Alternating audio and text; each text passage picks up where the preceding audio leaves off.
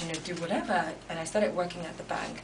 But the dream just didn't lead me. It's like, I remember when I'm, you know, either driving to work and I'd listen to, you know, other radio stations and other young people, and I think this should be me. You know, I've got the passion for it. And one evening, my sister came in and said to me, hey, you know, I heard Silverbird is actually hiring. You know, and she started psyching me, like, you know, don't be scared, just go for it. Because, you know, when you've been defeated, sometimes it takes its toll on you. So I said, you know what, I'm going to do it. When I did the interview, I was so fired up and psyched to do every other radio interview. So I went through radio station to radio station to radio station, and 4 days later, Silverbird actually called me back. Nice. So it was, and the rest they say is and history. The rest they say is okay, history. so you spent 1 year in England after Unilag, then you came back here, and you've been here ever since, living here ever since. But you have been with your partner for 11 years, apparently. I've known him for 11 years. You've known him for 11 years. Yes. How long have you been? We've been together. Off and on and off. I said off and on. Same difference. 8 years. 8 years. About, yeah. And you guys got engaged recently? Yeah, we were, to be honest with you, I think I've been getting married all day, all month this year. You know, I think people have married me off in their heads, and people, yes, we got engaged this year. Okay. We were supposed to get married this year as well, but you know, I think it's the scheduling. You know, our schedule's gotten so busy. A lot of things. Can't be too busy for marriage and love. Well, to be honest with you, just do it already. Yeah, that's what everyone says to me. Just do it already. You know, we map out some time to plan, and then we get carried away by, because he's doing a lot of good things as well. He's in the health and fitness sector, and he's working with a lot of major companies. So sometimes it's, you know, he's in session for like 3-4 weeks. How does he deal with what you do? I think that the fact that he knew me before I became the Toke Makinwa that everyone knows, it definitely helps. Yeah. It helps. I mean, people always say that, you know, being in the entertainment industry and dating in the entertainment industry as well is very hard. And they're right, it's very hard.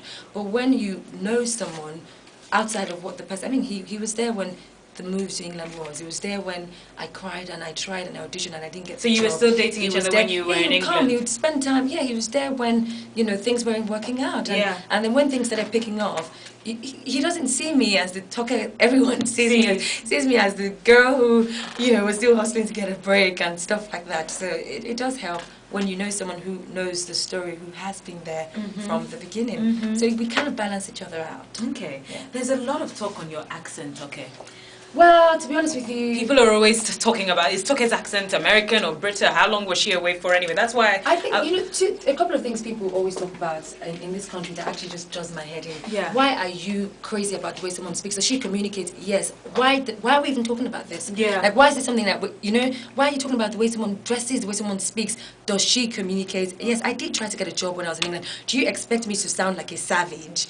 I'm sorry. And I studied English language. So the thing, I try not to get in the whole accent talk, because I think that people spend so much time focusing dwelling on the wrong things. Oh, she's got a French accent. Oh, she's got a head factor. Oh, can the person just breathe? Can you understand her? Yeah, can you just, you know, at least am I communicating? Do you hear the words that are coming out of my mouth? Do they make sense? Is it language that you understand?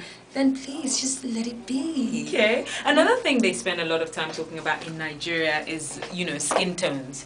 And, you know, Nigerian women, apparently, we are obsessed with what color we are. And we even had Tonto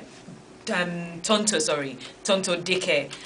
She went on to Rubbing Minds with Ebuka, and he asked her if she bleached, and she said yes. She said, but she does it very naturally, and she does it, you know, in a proper way. I don't know if there's a proper way of doing it, but she uses oils. And what is your take on bleaching? Well, and Nigerian women bleaching? I think it's unfair to think it's a Nigerian woman thing, because a lot of women all over the world, Asian women bleach. Yeah, no, they do. Like you know Indians and even Asian, even Chinese people. It's exactly what I just said now. Like the whole craze about, honestly, sometimes. No, because sometimes it's disguised as concern. You know, really? There's cancer. When these people are bleaching, are they aware? And da da da da da. Well, bleaching has been. It will continue to be. Every woman at some point has had this spot on your face you're trying to get off, or this patch on your face, uneven skin tone that you're trying to even out. They call it toning, they call it bleaching. It's still under the same category as far as I'm concerned. You have music stars, Beyonce and Rihanna. Yeah, they look totally different. Have advanced from how they were when they started their career. It's showbiz. I'm not saying that, I'm not endorsing bleaching or saying, oh, everyone for that reason go out But and have buy you gotten a lighter bleaching since you cream. started? If I maintain my skin tone, I think it's perfectly my business. I don't think it's something that people should be asking me about. Like, are you kidding me? It's sometimes I sit back and I'm like, really? Is that, how does that put money in your pocket? Like, how does that advance your life? Have you gotten lighter? Have you, do you know what I mean? Yeah. Do you use, are you telling me you haven't bought a soap that says skin brightening or skin lightening? I have. mean, let's all be honest with ourselves. Yeah. You know, and I think that people, the less time people spend on issues like that, it's what people are interested in, though. You yeah, see, of course. Of that's course, what I see that people people wanna know, obviously are, concerned about, would I say concerned? Maybe they are kind of, I don't know the word to use, but they just want to know what it is about, they're interested. Olofofo, I they don't want to think know. I don't actually call them that. I just think it's, maybe as you said, maybe just being inquisitive. Maybe. I think it's the right time for us to take a music break. Music Yeah, I think we should. Jill Scott is coming.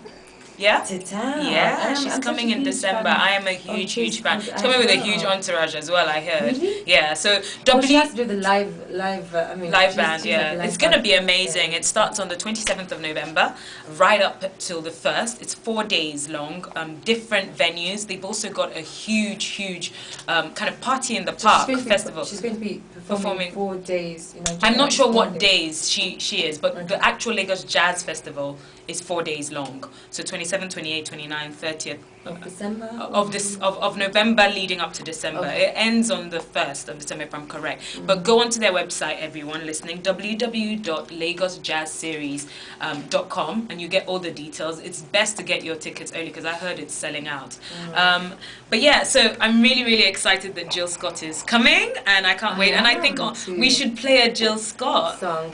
Let's surprise you. But Jill Scott coming up, and we'll see you right after this.